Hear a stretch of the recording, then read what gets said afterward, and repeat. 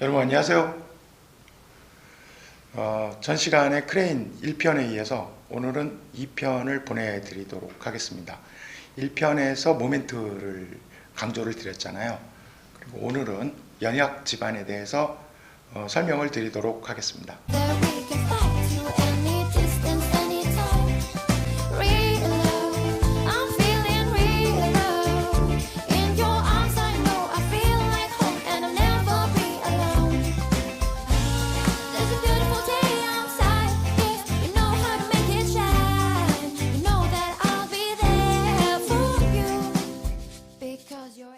먼저 모멘트에 대해서 간단히 요약해서 설명을 좀 드리도록 하겠습니다.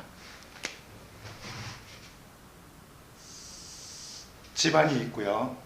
집안이 있고 크레인이 이렇게 있다고 제가 말씀을 드렸었죠. 이렇게 있고 자재를 이렇게 들고요. 들려고 하는 자재. 그리고 이게 아웃트리거가 나가고요. 그리고 무게중심이 있다고 했죠. 그래서 타워 크레인의 무게중심, 그리고 자재의 무게중심, 그리고 이 지지점, 이 지지점이 기준이 된다고 그랬죠. 그래서 타워 크레인의 하중이 P1이고 자재의 하중이 P2면 이걸 거리로 따져서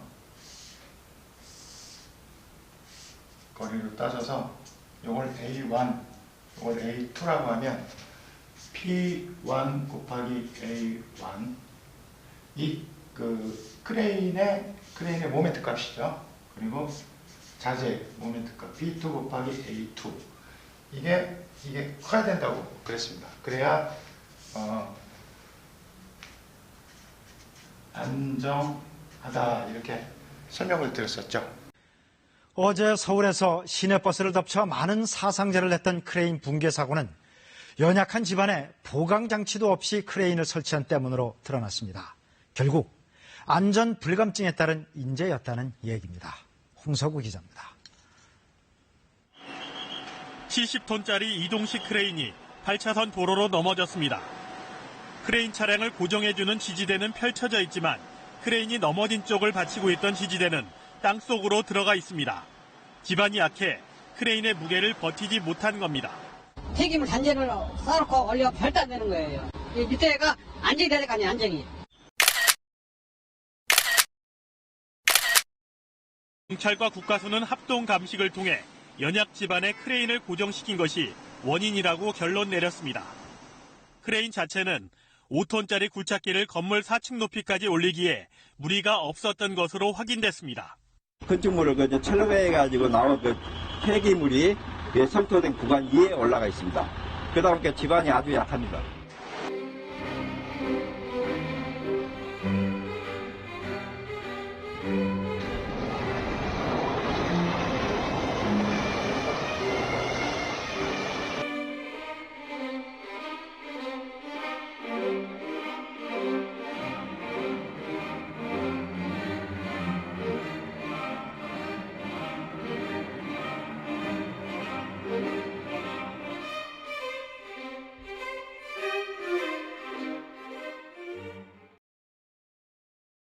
오늘은요, 이 중에서 이 부분이 지지점인데 이 부분에 대해서 설명을 드리려고 합니다.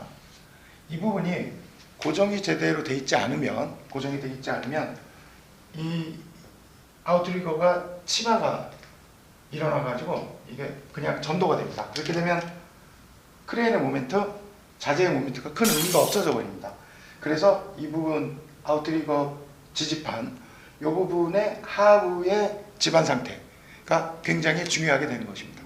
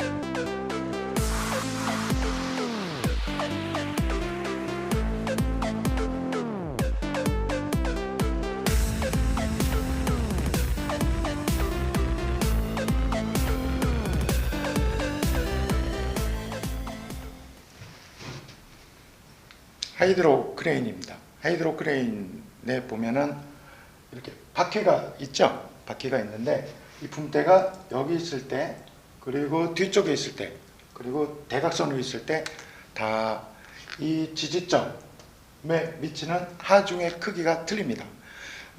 먼저 전체 하중은 이 지지점에 이 크레인의 하중 그리고 자재의 하중이 모두 이 부분에서 지지를 해주기 때문에 크레인의 하중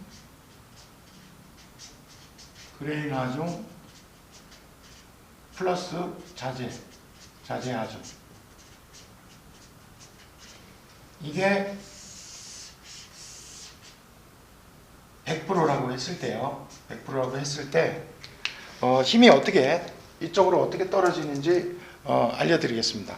먼저 이렇게 측면으로 있을 경우에는 여기에 40%, 그리고 여기 40%, 그리고 여기에 10%,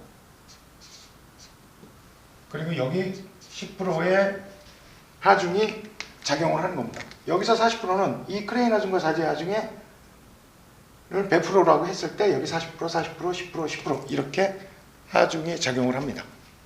다음은 이쪽에 있을 때 다시 되겠습니다. 공연했을 때. 그 다음에 이쪽에 있죠? 잠시만요.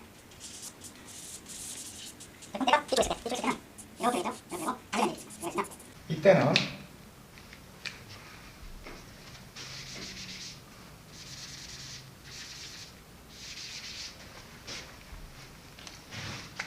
이쪽이 40%,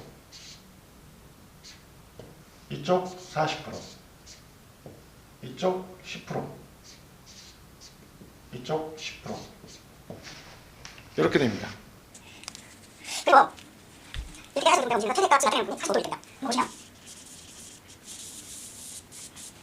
pom대가 이렇게 45도 이렇게 있거든요. 이렇게 하고요. 이때는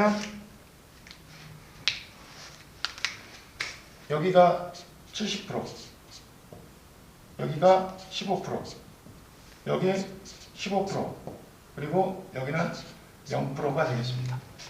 이렇게 해서 70%일 때 가장 큰 하중을 받게 되는 겁니다. 45도일 때 이 지점에 이 전체 하중에 70%가 여기에 작용을 한다고 보시면 됩니다.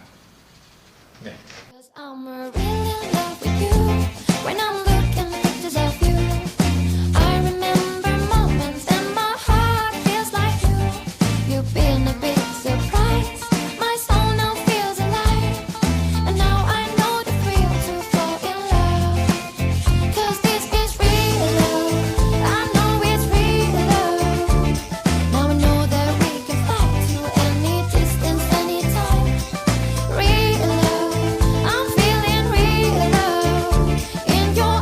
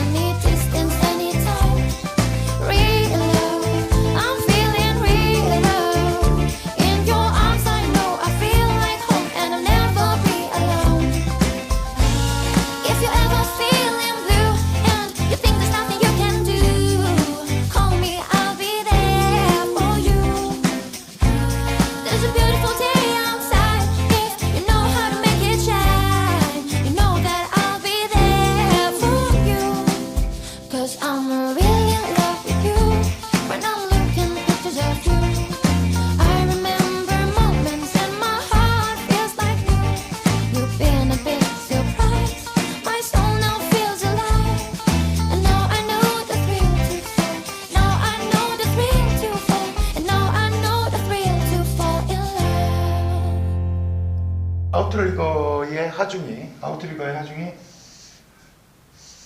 이렇게 떨어지겠죠. 아까 말씀드렸던 게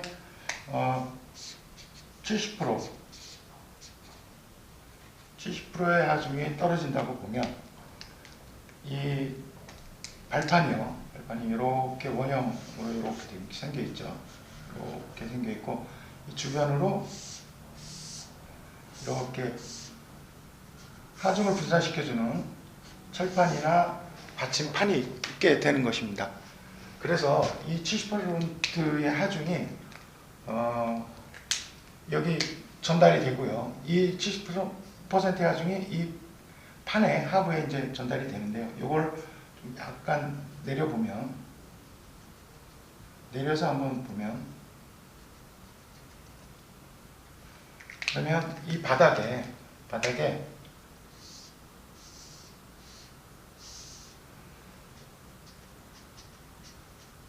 지반 반력이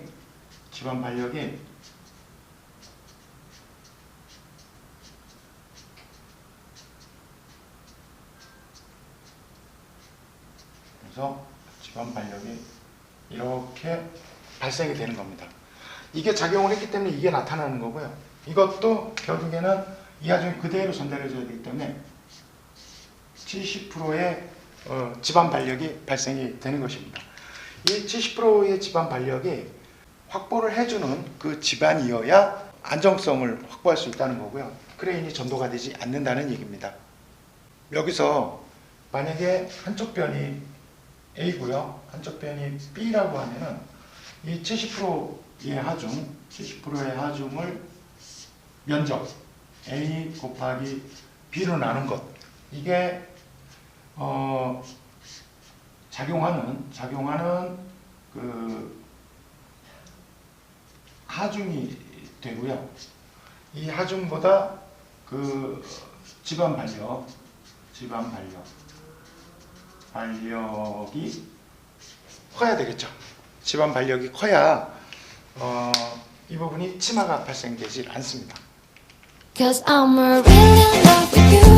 When I'm looking at pictures of you, I remember moments and my heart feels like you. You've been a big surprise. My soul now feels alive. And now I know the thrill to fall in love. Cause this is real love. I know it's real love. Now I know that we can fly to any distance, anytime. Real love. I'm feeling. 잘 보셨나요? 1편의 모멘트에 대해서 말씀을 드렸고, 이번 편은 연약 지반에 대해서 말씀을 드렸습니다. 이 두 가지가 제일 중요하고요. 제가 한 번 더 촬영을 좀 해야 될 것 같습니다. 사실은 모멘트도 중요하고 연약 지반도 중요한데, 힘의 흐름이라든지 그리고 기타 크레인과 관련돼서 크레인의 안전성을 확보하는 것들, 여러 가지를 좀 모아서 3편을 찍도록 하겠습니다. 시청해 주셔서 감사드립니다. Cause I'm really in love with you. When I'm